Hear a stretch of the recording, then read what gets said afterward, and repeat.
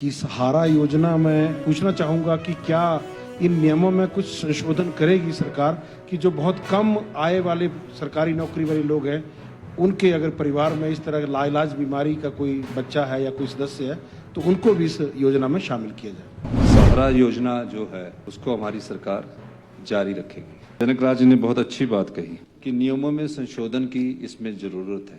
धन्यवाद अध्यक्ष महोदय, मैं आपके माध्यम से माननीय स्वास्थ्य मंत्री जी से पूछना चाहूँगा कि सहारा योजना में जैसे जिन लोगों को इस पात्र व्यक्ति हैं कई बार उनको ये बोल के उससे बाहर कर दिया जाता है कि इनका फादर या फैमिली में कोई मेंबर गवर्नमेंट एम्प्लॉई है, तो गवर्नमेंट एम्प्लॉई ऐसे भी हैं जिनको 10,000 मिल रहा है, 15,000 मिल रहा है। तो मैं ये पूछना चाहूँगा कि क्या इन नियमों में कुछ संशोधन करेगी सरकार कि जो बहुत कम आय वाले सरकारी नौकरी वाले लोग हैं उनके अगर परिवार में इस तरह लाइलाज बीमारी का कोई बच्चा है या कोई सदस्य है तो उनको भी इस योजना में शामिल। माननीय मंत्री जी सुजेशन है। माननीय मुख्यमंत्री महोदय। माननीय अध्यक्ष महोदय, सहारा योजना जो है उसको हमारी सरकार जारी रखेगी। आपकी योजना है, आपकी योजना को हम कैसे बंद कर सकते हैं?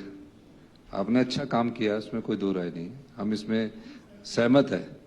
लेकिन मैं कई बार अपना बयान आप ऐसे देते हैं कि सहारा को बंद कर रहे हैं। सहारा को कोई बंद नहीं किया जा रहा।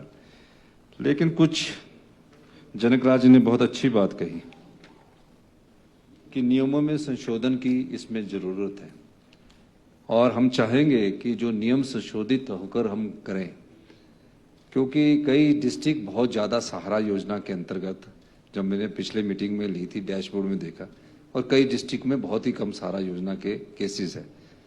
अब जो सहारा योजना के केसेस बहुत कम है तो उसका कारण क्या है? यहाँ वहाँ जागरूकता नहीं है।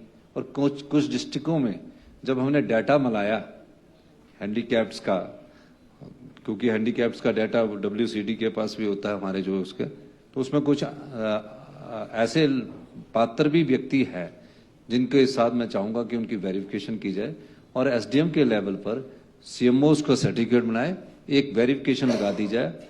जो भी ऐसे व्यक्ति होंगे उस वेरिफिकेशन के साथ हम सबको, जो भी इनके द्वारा योजना शुरू की गई है उसमें हम ये सारा योजना को शुरू करेंगे।